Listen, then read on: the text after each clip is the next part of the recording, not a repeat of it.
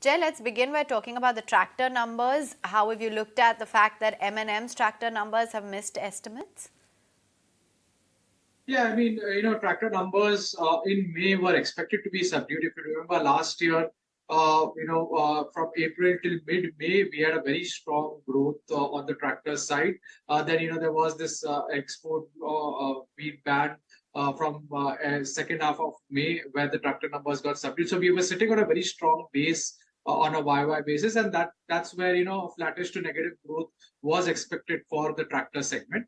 In terms of market share, of course, in specifically May, probably escorts would have gained market share, but tractor as an industry, we are closer to we've crossed the earlier peaks in FY23. We are factoring in flattish to marginal negative growth in FY24 for the tractor industry, a little lower than what the industry, what Mahindra guided recently as low single digit growth. So that's come in largely in line with our estimates. But yes, one needs to see how the monsoons pan out, and that will decide the course of the tractor industry going forward.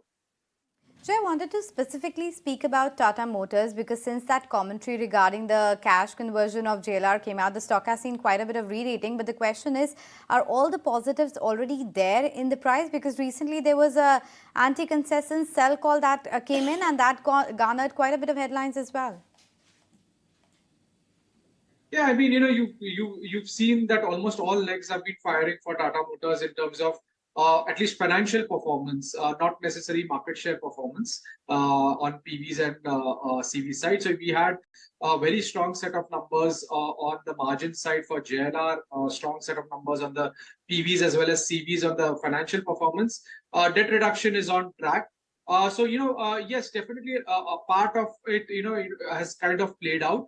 Still, they are, kind of targeting a very strong debt reduction in FY24 as well, from 3 billion pound for JLR to close to 1 billion pound. So that's a big 2 billion pound reduction. And if management's track record in the last 1 year at least has anything to go by in terms of debt reduction guidance versus achievement, it has largely been quite positive. So going forward, barring any more further chip shortage issues, which I don't think should come in, there is still some steam left basis the debt reduction targets that they've mentioned. Jay, what's the top bet from the two-wheeler space? Because TVS Motors has seen quite a bit of run-up. There seems to be quite a bit of positive commentary coming in from Eicher Motors, and for Bajaj Auto, a couple of interesting launches lined up with Triumph.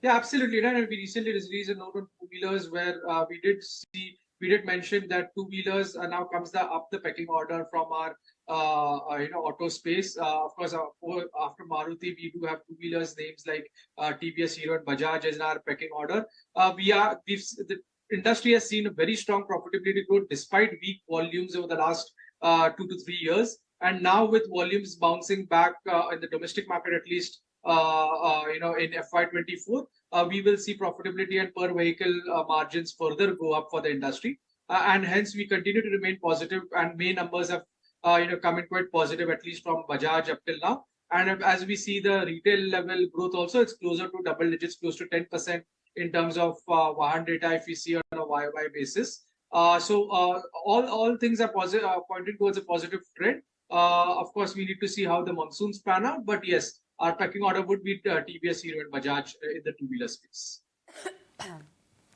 All right, we'll let you go on that note. Thanks very much for joining in and giving us your take on the auto sales numbers.